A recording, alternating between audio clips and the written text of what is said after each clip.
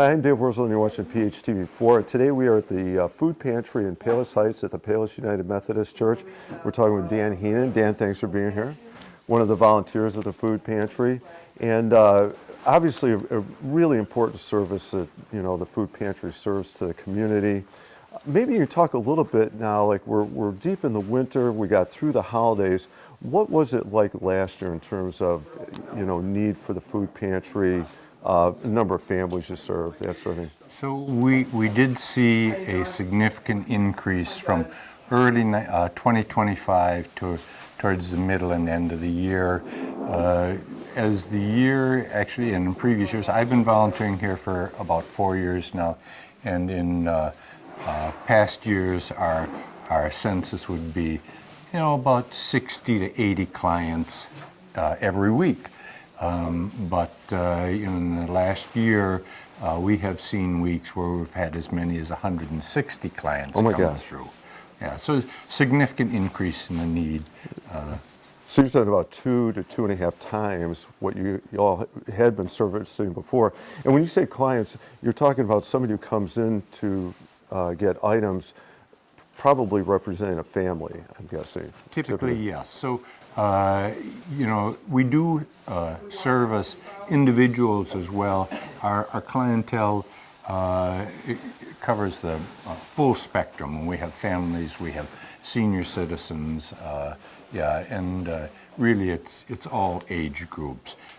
We service suburban Cook County, but we don't really judge where a person lives. If a person comes in and needs food, we'll let You're going to help them out. We will help them out. Okay. Yes. And let's talk about that. There's so many things I want to someone will revisit, but I do want to ask about, it's a food pantry. Can you talk about the types of food items that you do provide people, and what food items are there need for? Well, from the Greater Chicago Food Depository, we get a large variety of non-perishable items: cereals, canned fruits and vegetables, soups. But in addition to that, from them we also get things like canned tuna, canned salmon, plus we get frozen meats. We would get ground chicken, ground turkey. We do get some beef, but not very much beef. It's mostly chicken, whole chickens, frozen whole chickens, chicken legs, and that sort of thing. We don't, from the food depository, typically get paper goods. Paper goods are donated by organizations or individuals. And that, you kind of raised, there are a couple of questions there. One I want to address is, you do other things other than food items, and we can come back to that.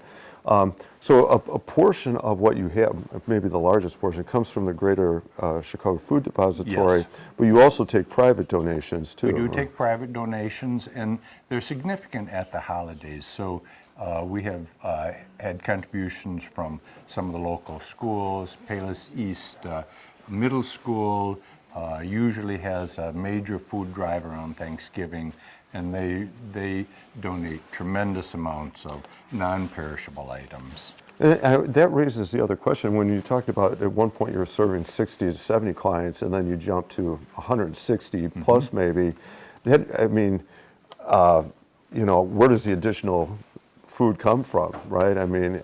Like you need more donations, you need more from the food depository, which I imagine they feel that everywhere then. I'm sure they do.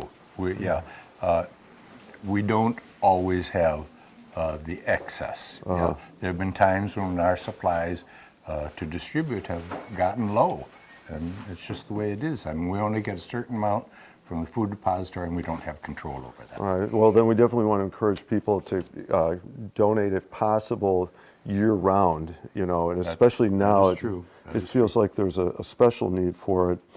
You also mentioned, while we think of it, it's a food depository, you do other non-food items. Can you talk about what some of those are? Most of them are paper products.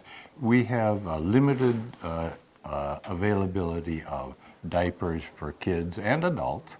Other paper supplies, toilet tissues, and that sort of thing. And we also get donated personal care products, toothpaste and that sort of thing. That does not come from food depository. Typically, those are donated by grocery stores and that sort of thing. And I mean, you raise a really good point there. If people need food products to, survive or get through, they're obviously going to need the toiletries and those other day-to-day Sure. items that a family goes through. So you mentioned, we were talking about people donating. So people can donate. If somebody wants to donate to the food depository, how do they do that, or where do they go? So we are actually here at the food depository, or at the food pantry, Mondays from typically around 8:30 to around 11, and then Tuesdays from about 9:30 to 2. And anyone who has anything they would like to donate, contribute, they can bring at that time. Also, we have a small cabinet outside the back door where people can leave boxes and things. But I would recommend coming either Monday and Tuesday in the morning hours. Okay, Monday, Tuesday morning are great. If you can't do that, yes, there is a way outside, but ideally Monday or Tuesday morning. Right. That's to actually drop off physical items. I'm taking it they can make donations of a type, whether We gift cards or certainly cash. would accept cash donations, yes. Again, they could bring it on Monday or Tuesday. That would probably be the best time. Or make checks out to the Palos United Methodist Church, which supports the food pantry. Okay, and then so somebody in the organization will go out. And actually, that's probably a pretty good thing, because then you know what items you're short on, or Right. what you need to supplement Right. in some way. Right. All right, so another great way to donate. So we've been talking about that part of it. I want to talk about your end of it. How about volunteers? I'm assuming, especially with increased need, you can always use more volunteers. Who can volunteer, and how do they get started? We can always use more volunteers, especially on days like today. Today is the first Monday of the month, and we will have a delivery of 2 trucks, and sometimes the food depository truck especially delivers big pallets of canned goods, which really require some physical muscle.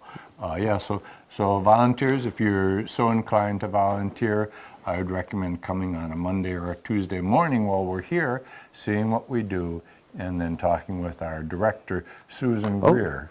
And I see Susan. I think Susan, it's time for Susan to come in. I see another for a young man cameo over there. appearance. Hello, everyone. And we have a special guest over here. This is my grandson, Caden, who is doing service hours today. And so he is helping us this morning. So it looks like you take all age range of volunteers. All age range of volunteers, yes. So if you want to volunteer, come Monday or Tuesday morning, see what we do, and talk to Susan. Okay, a great organization to be involved in. Obviously, the work you guys do is so important. Susan, thank you. I want to thank your grandson. And let's keep up the good work. All right? Thank you, thank you. I'm Dave Worsley. You've been watching PHTV4, and we are at the food pantry in Palos Heights at the Palos United Methodist Church. Thank you for watching.